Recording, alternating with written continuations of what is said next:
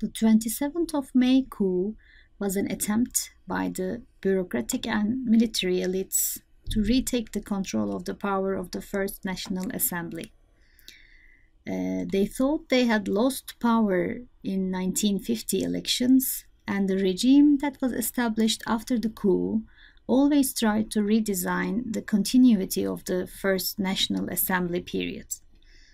The two alternatives arose to fill the Democrat Party's gap that was closed after the coup, which were Justice Party and New Turkey Party. Justice Party, as you would know as Adalet Partisi in Turkish. The 1961 elections resulted in a CHP-AP coalition government.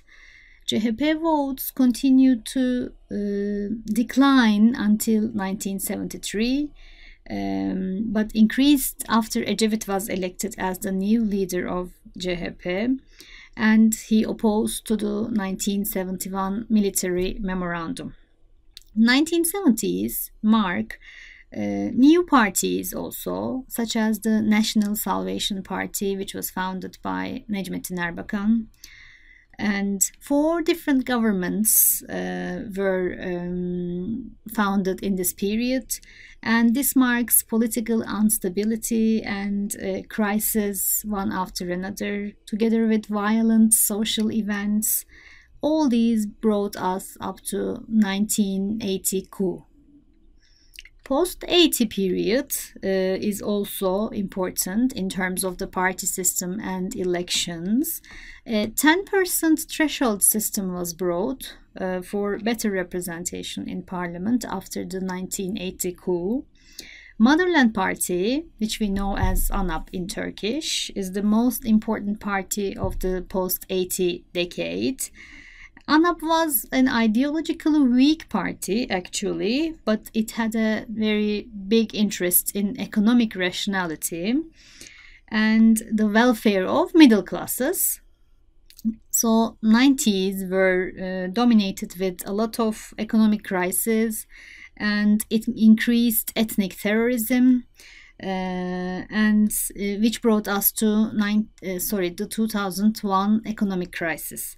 The 2001 economic crisis, followed by 2002 elections, was an opportunity for Justice and Development Party, which is AK Parti in Turkish, and AK Parti is still in power, as you know.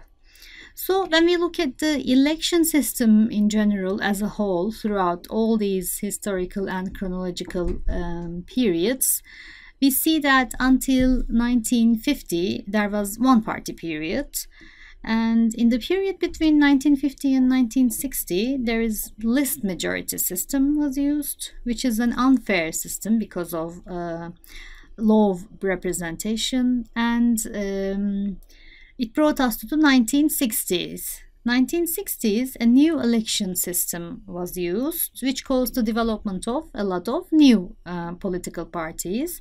With the 1983 elections after the coup, don't system was implemented, but don't system was implemented with a threshold, a 10% threshold.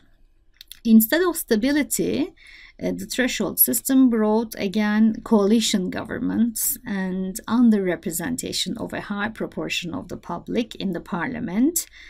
And when we come to the 2000s, we see that with the 2016 referendum, Turkey adopted the presidential government system. And this time, through alliances, the threshold system was prevented from causing underrepresentation. Thank you.